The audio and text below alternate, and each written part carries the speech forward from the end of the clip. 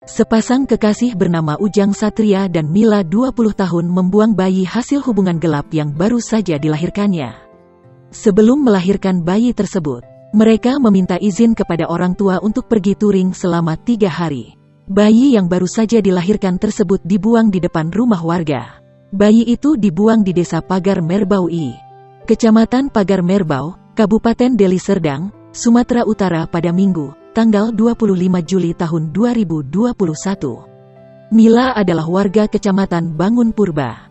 Kepala desa setempat, Dedi mengatakan, awalnya keluarga Mila tak mengetahui anak perempuannya tengah hamil.